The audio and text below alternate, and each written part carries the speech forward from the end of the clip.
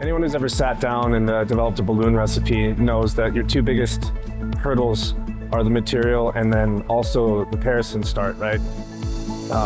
Your Parison needs to be very accurate.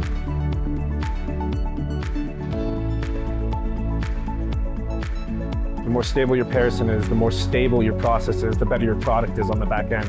Allows you to keep tighter tolerances, allows you to have more consistent product.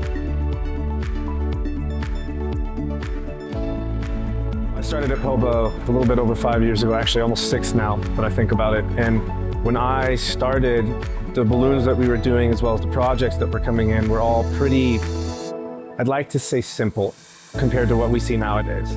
I think in the last 5 to 6 years, everybody is trying to push the boundaries of not just the material, but also of the devices that they're making. Recently, we had a customer come to us and ask for a very specific and unorthodox geometry, and it had to be a quick turn job. Normally, we would see a 2.5 to 4 week lead time minimum for most tooling, but our team decided to think outside the box this time. Using a high temp resistance resin, we 3D printed a part that would insert into a normal copper center mold, allowing us to circumnavigate that time, hit the customer's deadline, hit the geometry, which was going to be difficult regardless, without having to spend the extra time waiting.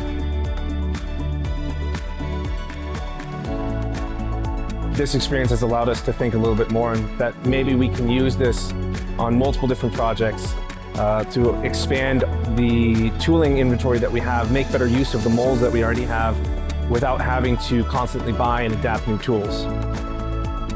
It's just something that I haven't really seen done much across the industry, and something that we just definitely tried and enjoyed.